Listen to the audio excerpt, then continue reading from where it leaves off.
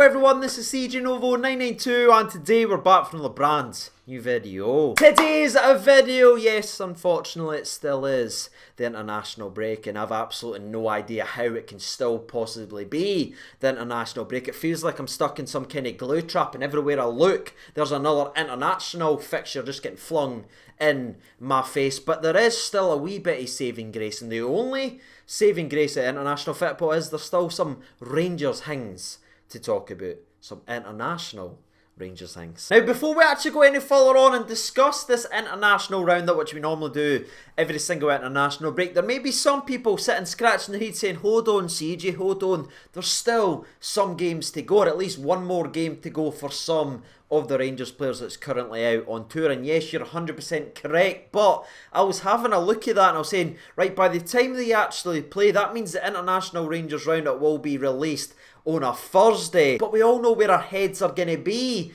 by Thursday, and it's not going to be about international duty. Nah.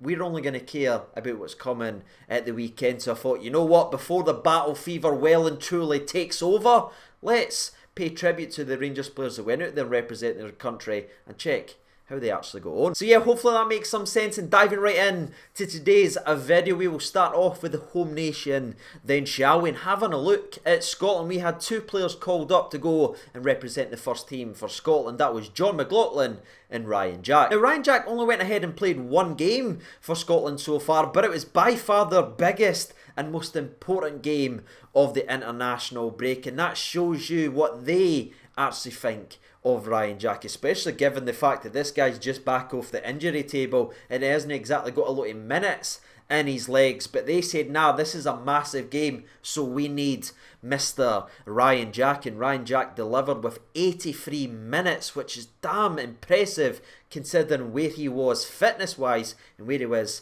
on the old 100% scale. Now, I'd love to sit here and say it was an impressive performance for Ryan Jack, saying he dominated the midfield and controlled the actual game, but I can't really say that. Not that he done anything wrong, by the way. He done his role and his responsibility, like quite clearly Stevie Clark is asking of Ryan Jack, but it was just such a bad and boring game to watch. I mean, the most exciting part of the actual match was the penalty shoot where Scotland scored every single penalty, so that was exciting. But for the minutes Ryan Jack was on the park, he'd done his job, and that's the most important thing to take away from it, which was neat and tidy and keep us ticking. Now, before we get on our bike and go to another country, we do have one other thing to talk about Scotland, and that is at the under 21 level, as we had 7 players called up to represent the country at the under 21 level, which is damn impressive and shows that we have got some young talented Scottish players in and around their setup. Now, the ones that actually started the game versus Czech Republic were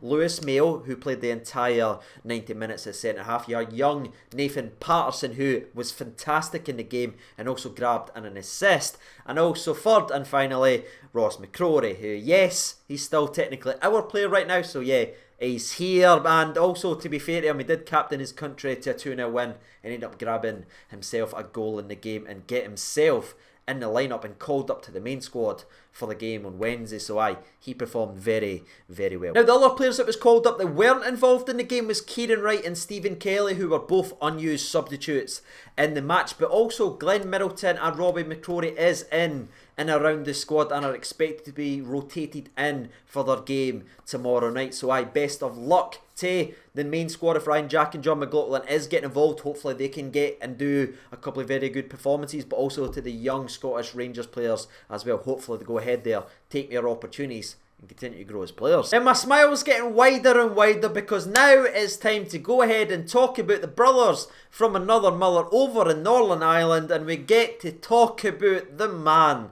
the myth, the Stephen frickin' Davis. And what an accomplishment again, and what just a testament to the man and the player as he's went ahead and became the most capped player for Northern Ireland of all time and move even closer to that all-time UK international record, which is obviously held by the great Peter Shildon. But it was a fantastic night, and I'm really running out of things to say about Stephen Davis, especially as he continues to grow and grow and grow on the international stage and break this record, because what is there to say that hasn't been said by people a lot more qualified and a lot more better than me? You had Gerrard, you had Pochettino, you had Koeman, you had all these guys that went there and done it, going ahead and speaking about this lad and talking up the importance and what a man he is. So I'm not going to bore you of me just trying to muddle my way through it, but all I want to say is if you've ever wanted somebody to look up to and you say, right, that's a true out-and-out football player that isn't being lusted by the money, who isn't lust himself to fashion deals and Instagram and all that nonsense. If you just look at Stephen Davis,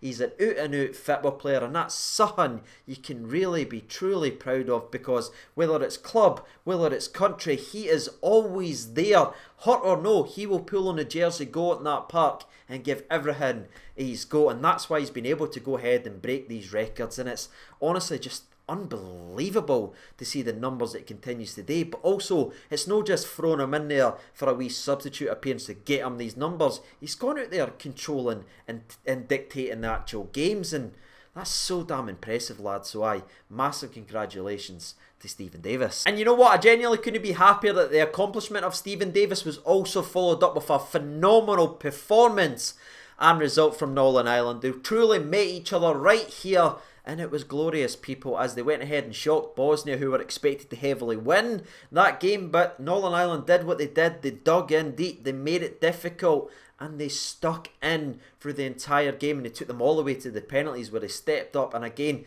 just like Scotland, they showed their qualities and won the shootout. Now, neither Stephen Davis or Jordan Jones, who was a late substitute in the game, by the way, they didn't get involved in the penalty shootout, but again, they showed their quality throughout the game, especially Stephen Davis. On this monumentous night, he had a very, very solid performance in the middle of that park, keeping things ticking and just keeping everything under control. Now, unfortunately for Northern Ireland as a team, they couldn't carry that into the next game as they lost 1-0 to Austria on their own patch, which was a really, really disappointing performance. Now, Stephen Davis was actually, again, starting, moved a wee bit closer to the all-time UK record, but he was actually substituted in the 73rd minute, and your man Jordan Jones actually started the game and played the entire match. But again, it wasn't enough to spark Northern Ireland into the game, as again they lost 1-0, and they do have one last game to go. Now, I would love to sit here and say, just please rest Stephen Davis, but we all know what Stephen Davis is all about, ladies and gentlemen. They would genuinely need to look him in that dressing room to stop him for pulling on the jersey and going and captaining his country. So I'm fully expecting him to see him leading the team out on Wednesday night, but again, hopefully has a very good game, stays injury free,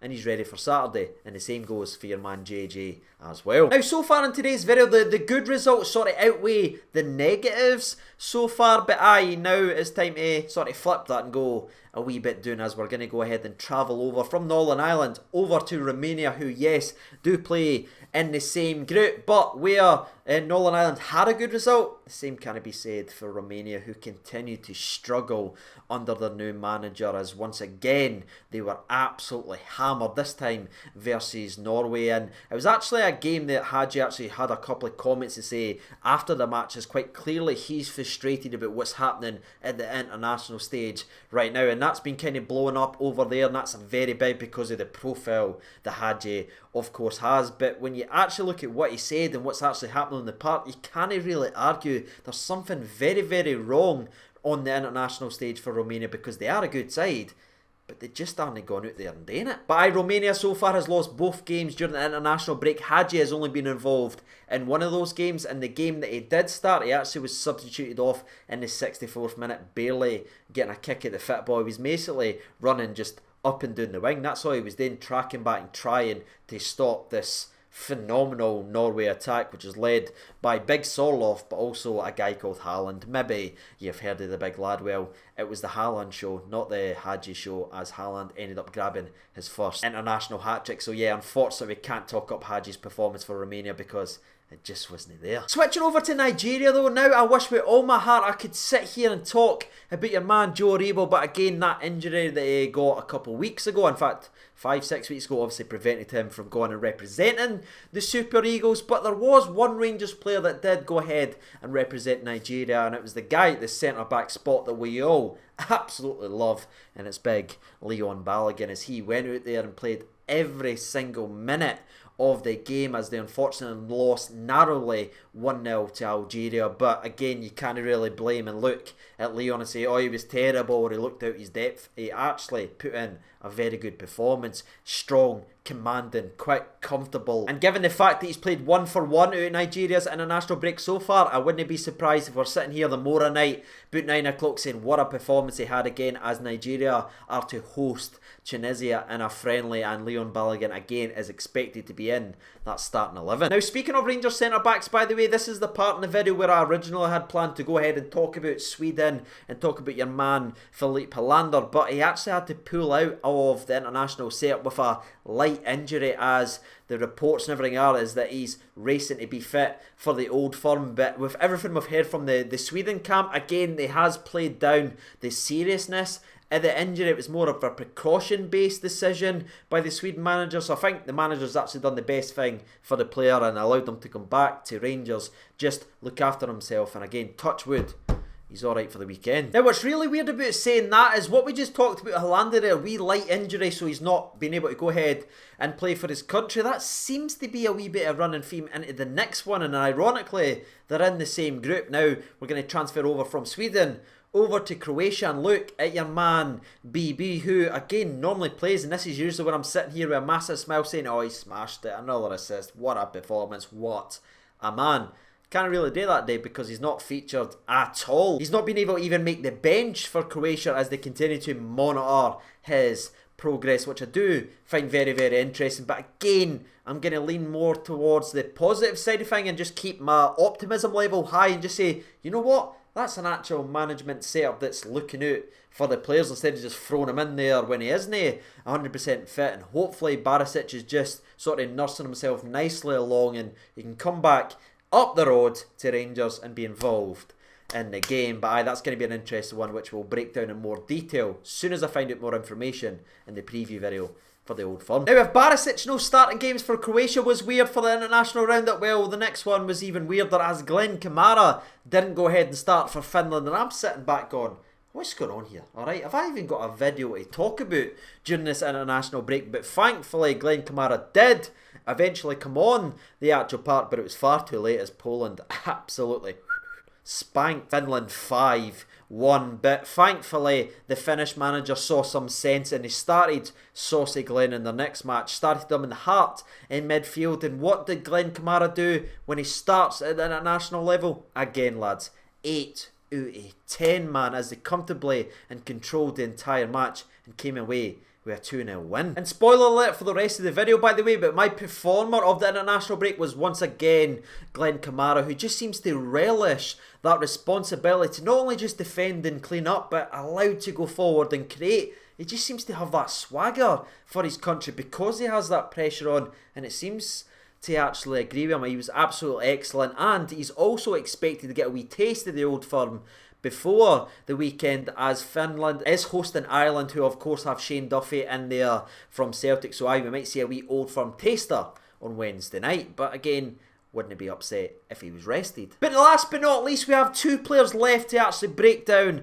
and give you a wee update on, and it's so funny that not only are both of them strikers, but both of them's international roundup is nearly the exact same. Neither started for their country, and both were sort of played out of position when they did eventually come on as substitutes. Now, the first striker I'm obviously referring to is, of course, Big Cedric, who was a substitute in the second half for Switzerland, but wasn't able to change or impact the game as they went ahead and lost that game 2-0. And for the second game from Switzerland, he wasn't involved at all, as he was an unused substitute in the 1-0 loss versus Spain. And the other player and the other striker that we obviously talked about is your man Alfredo Morelos, who once again represented his country of Colombia, but unfortunately it was a substitute appearance, and unfortunately they played him on the wing. No, I'm not kidding. But hey, at least the wee man was involved in a winning team as Colombia comfortably won 3-0. Now, Morelos' performance again wasn't it great, it wasn't bad, it was okay considering he was played out of position. But there is another game to be played from Colombia, and I know I've said this before, but there is some rumblings that we might see a lot more of Morelos, so stay tuned for that, because you know how much that means to him and what he means to us. So interested to see if the man can finally get a start for his country, because if he gets a start and he gets played in his position with the likes of Rodriguez and that creating for him, that could do some real damage in my personal opinion. And with that being said, that's us all done and dusted. Another International Rangers Roundup ticked off, ladies and gentlemen. We're almost at the end of yet another international break. Again, sorry that there is another game left for a couple of the players in the team, but we've got a lot of things planned on the channel considering what's coming at the weekend. So I thought today was the day me and thee would go on the international duty roundup, finish it off and turn our attention to what's to come. But hopefully you have enjoyed the video. Thank you so much for watching. All the best. I'll see you in the next one, and bye bye.